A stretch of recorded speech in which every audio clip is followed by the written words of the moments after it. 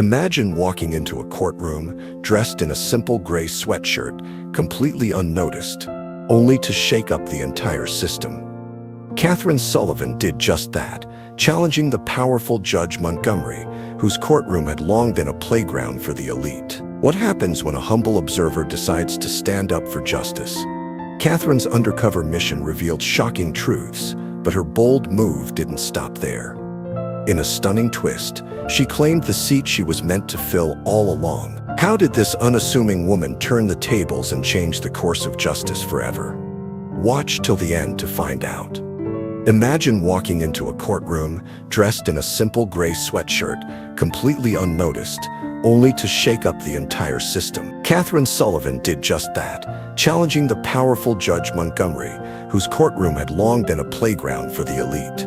What happens when a humble observer decides to stand up for justice?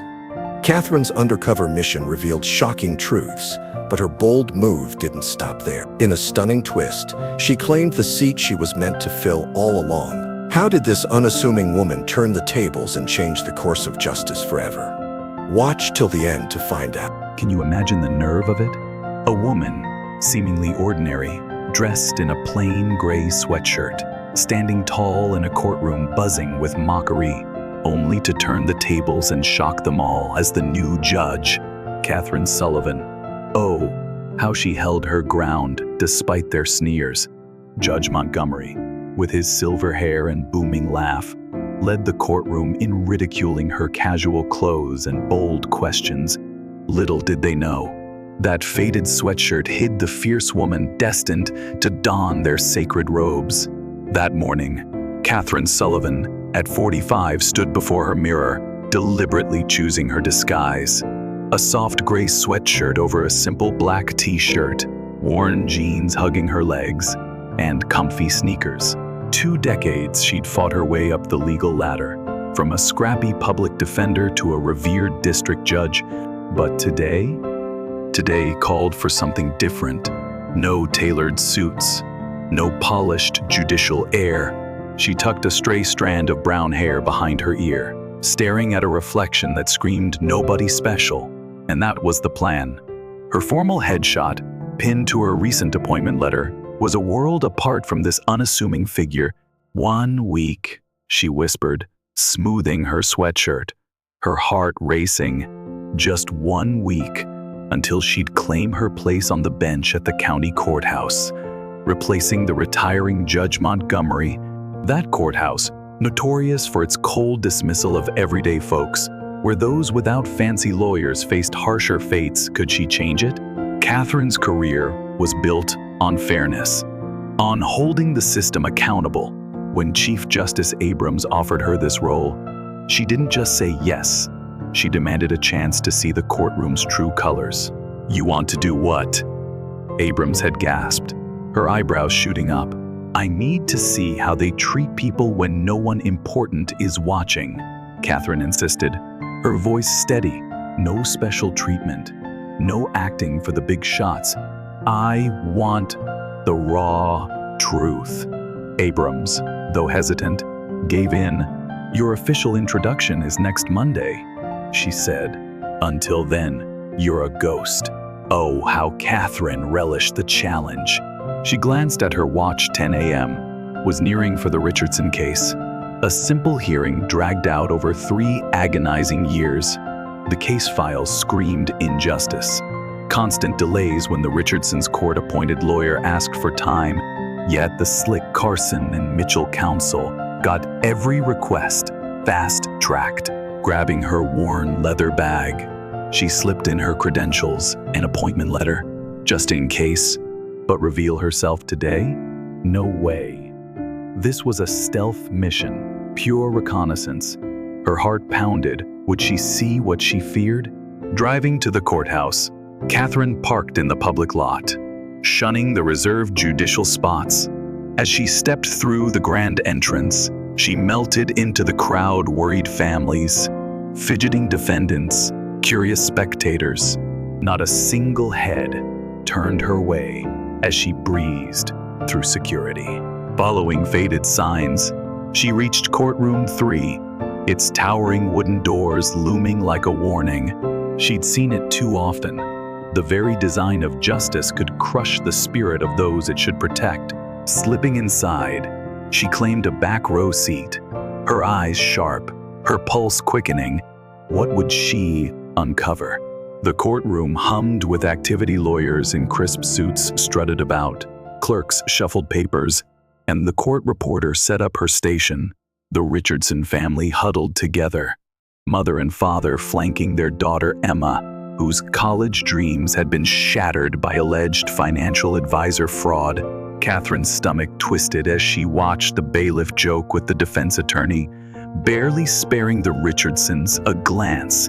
And when Emma, timid and trembling, asked the clerk about their lawyer's whereabouts, the clerk's eye roll was vicious. "He'll show up when he shows up," she snapped. "Sit down." How could they treat her like that? The air shifted as the side doors swung open, and Judge Montgomery swept in, his black robes flowing like a dark tide. In his 60s, with a commanding presence honed over 30 years, he demanded instant respect. "All rise." The bailiff bellowed, and Catherine stood, her resolve hardening.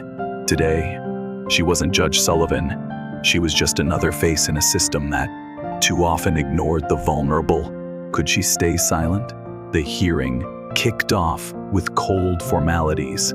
Montgomery called the Richardson case with a bored flick of his wrist, his glasses perched low on his nose. Catherine noticed how he greeted the defense counsel by name, all warmth and familiarity, while dismissing the plaintiffs as the other party. When the Richardsons' lawyer, Mr. Davis, stumbled in 10 minutes late, panting apologies, Montgomery's scorn was biting. Mr. Davis, your disregard for this court's schedule is, as always, impressive," he drawled, sparking chuckles from the courthouse regulars. Catherine's heart ached as Emma shrank lower, her parents' worried glances darting between them. This was their future on the line? Didn't anyone care? 20 minutes in, Catherine's frustration boiled over. The defense attorney had snagged yet another extension for document discovery, while Mr. Davis's plea for the same was swatted away like a fly. Before she could stop herself, she was on her feet. "Excuse me," she called, her voice cutting through the room like a blade. Silence fell, heavy and stunned. Every eye locked on her, the woman in the gray sweatshirt, daring to disrupt their sacred proceedings. Who did she think she was? Judge Montgomery's head snapped up, irritation flashing in his eyes. "Ma'am, this isn't a public forum. Sit down or leave my courtroom." Catherine didn't flinch. "I apologize, Your Honor, but isn't there an inconsistency here? If the defense gets extra time for discovery, why not the plaintiffs?" The defense attorney gaped, affronted. Murmurs buzzed through the room. The Richardsons, wide-eyed, clung to a flicker of hope. Had someone finally spoken for them? Montgomery's face reddened. "And you are?" he demanded. "A concerned observer," Catherine replied, her tone calm but firm. "Well, concerned observer," Montgomery sneered, his voice dripping with mockery. "When you've passed the bar and practiced law for 30 years, maybe your opinion will matter. Until then, sit down or I'll have you removed." Laughter rippled from the attorneys, and the bailiff edged closer. Catherine held her composure. Though humiliation stung, this wasn't about her ego. She needed to see how far Montgomery would push. Would he crush anyone who dared challenge him? "I understand," she said, easing back into her seat. "Thank you for clarifying, Your Honor." But Montgomery wasn't done. Leaning forward, his eyes narrowed. He studied her like a predator sizing up prey. "Actually," he said, yanking off his glasses with a flourish, "since our visitor is so invested, perhaps she'd like to enlighten us further." The room held its breath. Catherine felt the weight of every stare. "You," Montgomery jabbed a finger at her, "approach the bench." A deathly hush enveloped the courtroom. The court reporter froze, her fingers hovering. The Richardsons watched, eyes wide with shock, as Catherine rose and walked calmly to the bench. Up close, Montgomery's contempt was palpable. He sneered down at her, his gaze raking over her casual outfit. "Your name, for the record?" he barked. "Catherine Sullivan," she answered, unflinching. "And what's your stake in this, Miss Sullivan? Friend of the plaintiffs?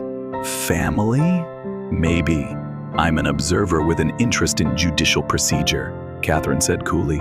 Montgomery's eyebrows shot up. "An observer? With an interest in judicial procedure?" he mocked, his tone painting her as absurd. "And where, pray tell, did you get your legal education, Miss Sullivan?" She could have dropped the bombshell. Yale Law, 2003 honors graduate. Instead, she kept it simple. "I've studied the law, Your Honor." Oh, how that set him off. Montgomery threw back his head and laughed, the sound echoed by snickers from the attorneys and staff. The defense attorney smirked, while even the Richardsons' lawyer looked mortified for her. "You've studied the law," Montgomery crowed, air quoting with glee. "How profound. And with this vast knowledge, you think you can interrupt my courtroom and question my rulings?" Catherine stood firm, her heart steady. She'd expected this. Let him dig his own grave. Could she keep her cool under this fire? "I was only pointing out what seemed like inconsistent procedure," she said evenly. "What seems inconsistent to an amateur often has solid legal grounding." Montgomery shot back, which you'd know if you had any real expertise. He swept his arm wide. "Ladies and gentlemen, behold our legal genius. Shall we all bow to Ms. Sullivan's wisdom?" The gallery erupted in laughter, but Catherine caught a few uneasy faces, spectators who saw the cruelty in this public shaming. Did they feel the injustice too? "Tell me, Miss Sullivan," Montgomery pressed, savoring his moment. "In your expert opinion, how should I rule today?" It was a trap, plain and simple.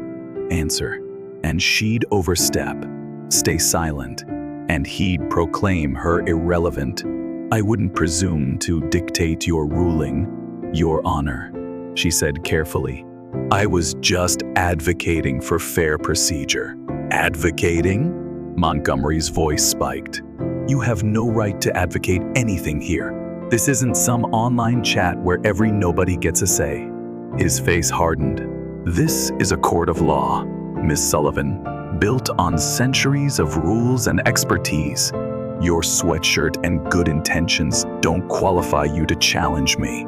The defense attorney nodded smugly. The bailiff smirked. Did they think they'd won?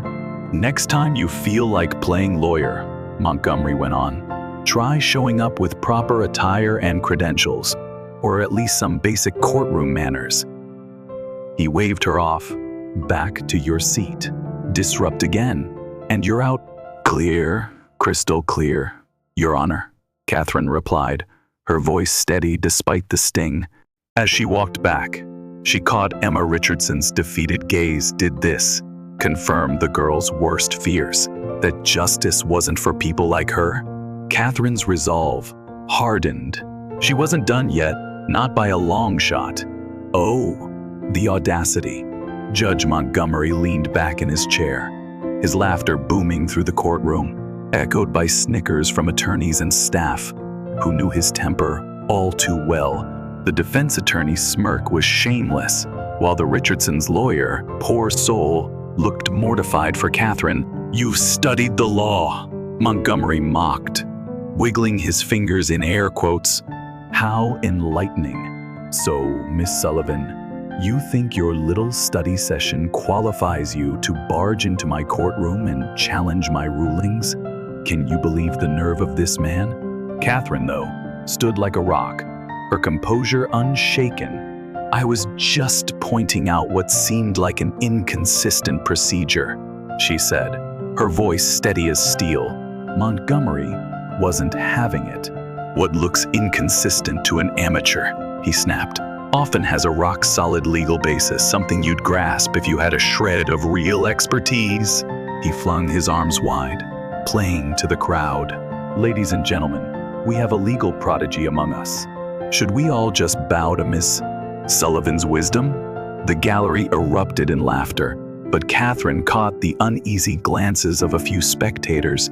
Did they see this for what it was, a cruel public shaming? Were they as powerless as they felt? "Tell me, Miss Sullivan," Montgomery pressed, his eyes glinting with delight. "In your oh-so-educated opinion, how should I rule today?" It was a trap, plain as day. Answer, and she'd overstep. Stay quiet, and he'd crow that she was out of her depth. "I wouldn't dare tell you how to rule, Your Honor," Catherine replied, choosing her words with care. "I'm only advocating for fair procedural allowances." "Advocating?" Montgomery's voice spiked, his face reddening. "You have no right to advocate anything in my courtroom. This isn't some online forum where every nobody gets to yap." He leaned forward, his glare icy. "This is a court of law, Miss Sullivan, built on centuries of rules and expertise. Your ratty sweatshirt and good intentions don't give you the right to question how I run things." The defense attorney nodded smugly, and even the bailiff smirked. Did they think they'd crushed her spirit?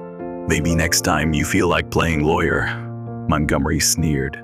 "Try showing up in proper attire with actual credentials, or at least a hint of courtroom etiquette." He waved her off like a pesky fly. "Back to your seat. Disrupt my court again, and you're out." "Got it. Perfectly clear, Your Honor," Catherine answered, her voice calm despite the sting of his words.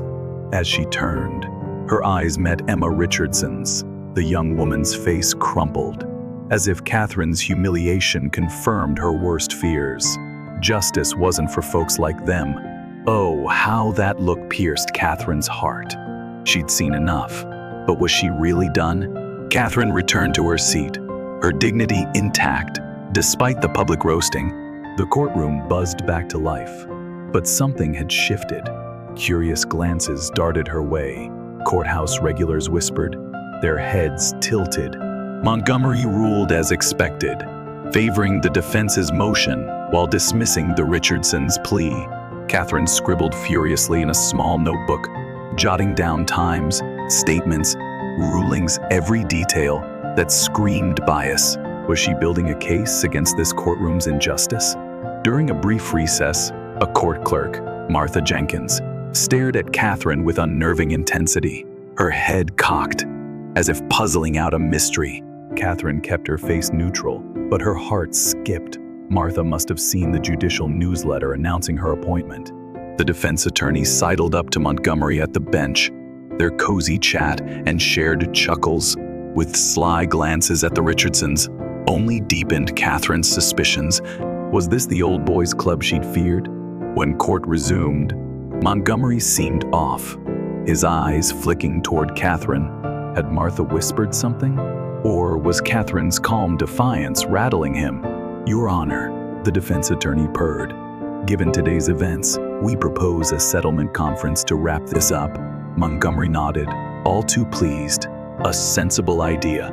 Counselor, let's avoid more delays." Catherine watched the Richardsons huddle with their attorney, who pushed for any deal. Emma's eyes brimmed with tears. Did she feel her fight slipping away? Montgomery, as if sensing Catherine's gaze, addressed the room.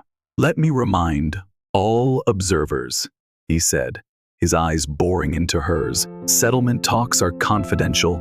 Interfere, and you'll face removal and contempt charges." Was that a direct shot at her? As the attorneys vanished into the conference room, Catherine slipped out, her heart racing. She checked her watch. Nearly noon. In the hallway, she spotted Chief Justice Abrams striding toward courtroom 3, a court administrator clutching a leather portfolio at her side. Catherine hurried to the ladies' room, her mind spinning. She needed a moment to plan her next move. Her undercover mission had confirmed it all. Favoritism, intimidation, A blatant bias against ordinary folks. Could she really shake up this system? The bathroom door creaked open. Judge Sullivan? Martha Jenkins stood there, her face a mix of shock and realization. It's you, isn't it? I saw your appointment notice, but why are you dressed like that? Why did Montgomery? Catherine turned, a finger to her lips. It's complicated, Martha, she said softly, and it's about to get wilder. She reapplied her lipstick, her hands steady, watching Martha's stunned reflection. This wasn't how I planned my day, she admitted, snapping the lipstick shut. Martha glanced nervously at the door. Montgomery humiliated you in front of everyone. If he knew who you were. He doesn't, Catherine said, facing her squarely. Not yet. Can you keep this quiet just a bit longer? Martha wavered. The Chief Justice is here. They're gathering in Courtroom 3 for an announcement. Her eyes widened. It's about you, isn't it? Your introduction. Catherine nodded. Moved up from next week, it seems. The Chief Justice wasn't thrilled with my sneaky approach. I've got to go, Martha said, panicking. They'll notice I'm gone. Go ahead, Catherine said, but give me a moment, okay? I want to walk in when everyone's there. Alone. Catherine took a deep breath, smoothing her sweatshirt. This wasn't the grand entrance she'd imagined, but maybe it was perfect. She'd seen the courtroom's ugly truth firsthand. Back in Courtroom 3, chaos simmered. The Richardsons returned from the settlement talks, defeated, while the defense team grinned smugly. Montgomery, now pale, argued with Chief Justice Abrams. Introduce her today? He hissed. I haven't even met her. Abrams, a steely woman in her 60s, fixed him with a cool stare. She's been watching your courtroom. Richard, you've made quite the impression. Montgomery's face drained of color. What do you mean, Eleanor? Before she could answer, the doors swung open, and Catherine stepped in, ready to turn their world upside down. Was this the moment justice would shift? Oh, what a moment. Catherine Sullivan strode into the courtroom, her gray sweatshirt and jeans, a stark contrast to the authority radiating from her every step. The room fell deathly silent. Judge Montgomery's eyes widened, his face paling as he recognized the woman he'd mocked just an hour ago. No, he whispered, his voice barely a breath. Could this really be happening? Catherine approached the bench, offering a respectful nod to Chief Justice Abrams before turning to the stunned gallery. For those who don't know me, she declared, her voice ringing with unshakable clarity, I'm Catherine Sullivan. As of next Monday, I'll be the presiding judge of this court, taking over after Judge Montgomery's retirement. Gasps echoed through the room, murmurs buzzing like wildfire. The defense attorney's smug grin vanished, replaced by shock. The Richardsons, bewildered at first, lit up with amazement.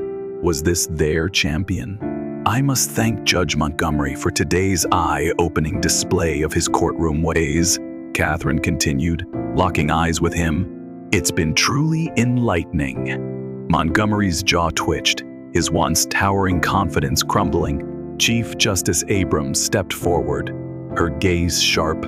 Judge Sullivan insisted on observing this court before her official start. Her methods were, she shot Catherine a wry look, unorthodox, to say the least. But her commitment to understanding this court's inner workings is nothing short of admirable. The court administrator flipped open a leather portfolio, pulling out documents stamped with the state's Supreme Court seal. I'd planned a formal ceremony next week, Abrams said, her voice commanding. But since we're all here, Richard Montgomery, after 30 years, we honor your retirement, effective this Friday. She turned to Catherine.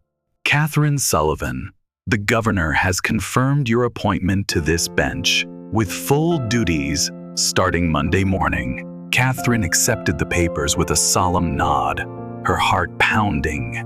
I'm eager to serve this community with fairness and respect. she said, her gaze sweeping the room before resting on the Richardsons. Every soul in this courtroom deserves to be heard with dignity, no matter their status or representation. For the first time that day, Emma Richardson's face broke into a hopeful smile. Could justice finally be theirs? The courtroom was frozen, a stunned silence gripping every corner. Montgomery stood rigid, his authority shrinking before their eyes. Court staff gaped, witnessing a decades-old power structure flip upside down. Given today's extraordinary events, Abrams said, cutting through the tension, I propose we adjourn until next week. Montgomery, grasping at his fading control, protested, with all due respect, Your Honor, I'm still presiding judge until Friday. Why disrupt the schedule? Catherine, unshaken in her casual attire, turned to the Richardsons. Would your family agree to a short delay? With my promise that your case will get a fair and thorough hearing next week. Mr. Richardson glanced at Montgomery, then at his daughter Emma, whose eyes shone with trust. Yes, Your Honor, we would, he said. Was this the turning point they prayed for? The defense attorney leapt up, flustered.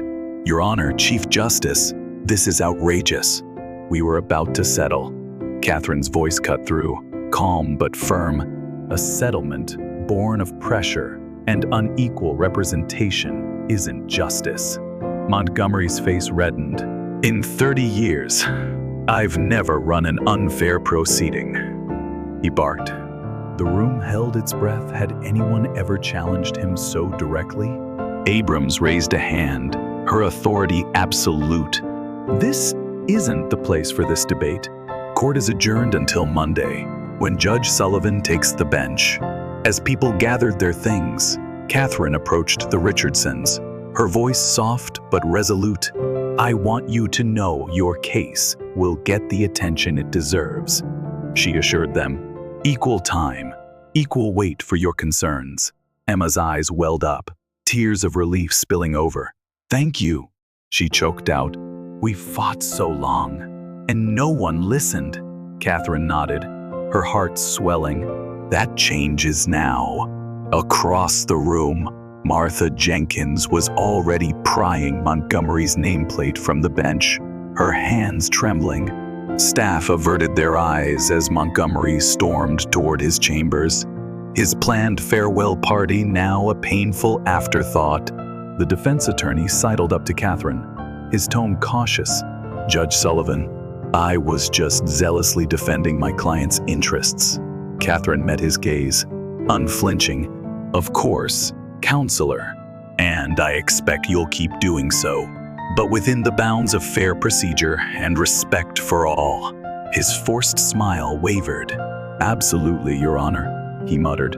Did he sense the new era dawning? As the courtroom emptied, Abrams touched Catherine's arm, her voice low. This wasn't what I envisioned when I approved your observation plan. Catherine gave a faint smile. I know, but it was necessary. Abrams raised an eyebrow, her tone dry. You've made one heck of an entrance. Montgomery won't forget this humiliation. It wasn't about humiliating him, Catherine said firmly.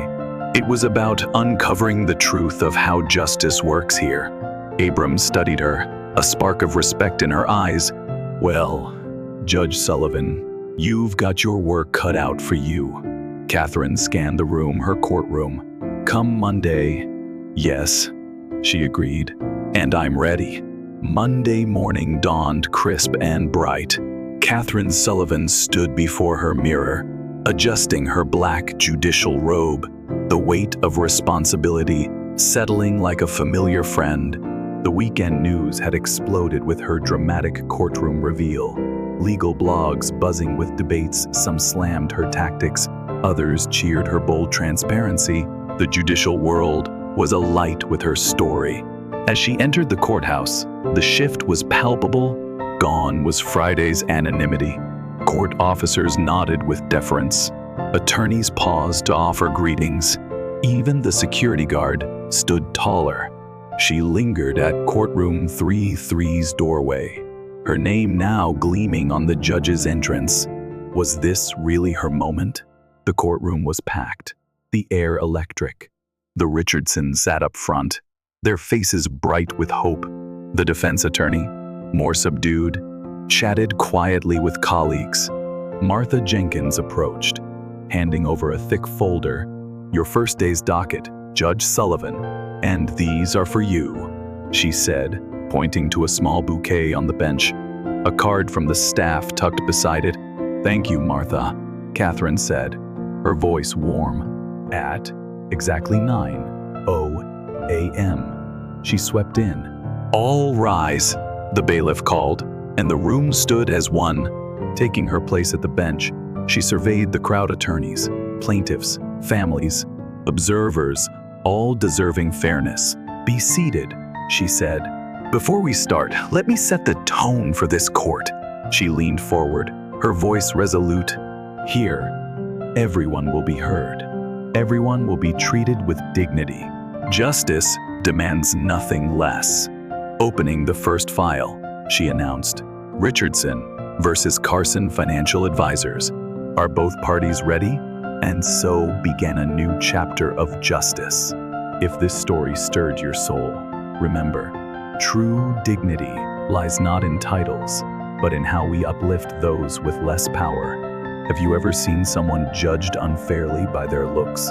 Share below. Subscribe if you believe in stories that urge us to see beyond the surface and honor everyone's worth. Where are you watching from? Your support fuels these tales of what truly matters.